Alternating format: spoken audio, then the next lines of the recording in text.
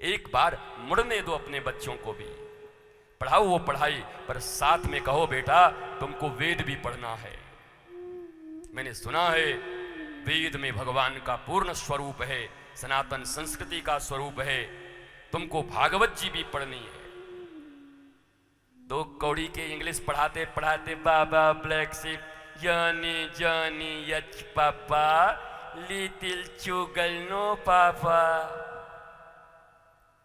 और संस्कृत तुम्हारी औलाद न बोल पाए, जो ऋषियों का भाषा है, जो सारे विदेशी सीख रहे हैं, जर्मन सीख रहा है संस्कृत, फ्रांस में संस्कृत सीख रहे हैं, रशियन संस्कृत सीख रहे हैं, और ये दो कौड़ी के हम भारतीय लोग संस्कृत हमारी विद्या, जनी जनी यच पापा लिटिल चुगल नो पापा। अरे पापा, पाप रूप पापा, अब मरी हुई मम्मी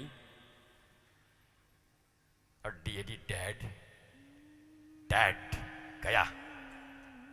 अपनी संस्कृति क्यों छोड़ रहे हो? क्यों शर्मिंदगी महसूस कर रहे हो अपने भारतीय हिंदू सनातन संस्कृति पर?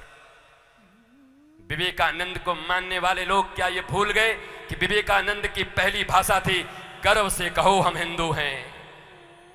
क्यों नहीं कहते? विवेकानंद ने कहा था, अब नहीं कहते? विवेकानंद विवेकानंद नौजवानों के प्रणेता, यूथ को बहुत मानते थे, उनकी भाषा थी गर्व से कहो हम हिंदू हैं। विवेकानंद ने कहा, तुम भी कहो।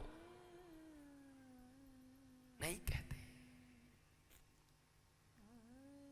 श्रीमद् भागवत की कथा इसलिए जरूरी है, जब सुनोगे तो तुम्हारा प्राचीन गौरव बोध जगेगा तुम्हारे भीतर में, अपनी संस्कृति के प्रति तुम्हें गौरव का एहसास होगा। और एक बात कहता हूं, जीवन में चाहे जितनी समस्याएं हों, उन समस्याओं का अंत निराकरण इसी श्रीमद् भागवत में है। और मैंने अगर तुमसे वादा किया है कि 7 दिनों में तुम्हारे पास प्रश्न नहीं बचेंगे, तो मैं अपने वादा पे कायम हूं।